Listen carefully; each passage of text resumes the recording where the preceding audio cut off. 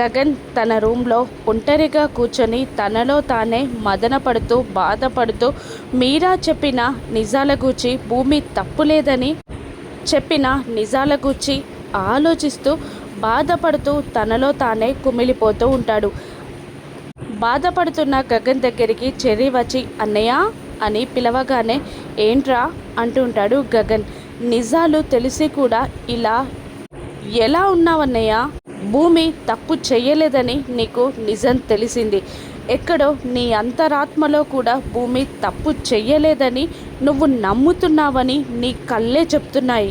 మరి ఇదంతా ఎందుకు చేస్తున్నావన్నయ్య అని చెర్రీ నిలదీసి అడిగేసరికి బాధగా లేచి నిలబడి భూమి కోసం అనేస్తాడు గగన్. చెర్రీ షాక్ అవుతాడు. నిజాలు తెలిసి కూడా ఇలా ఇంత కఠినంగా ఎలా ఉండగలుగుతున్నావన్నయ్య? ఇది నీకు తప్పు అనిపించట్లేదా?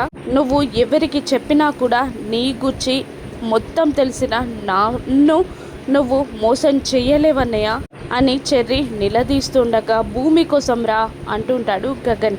ఇది ప్రేమ కాదన్నయ్య, నిన్ను నువ్వే శిక్షించుకుంటున్నావు.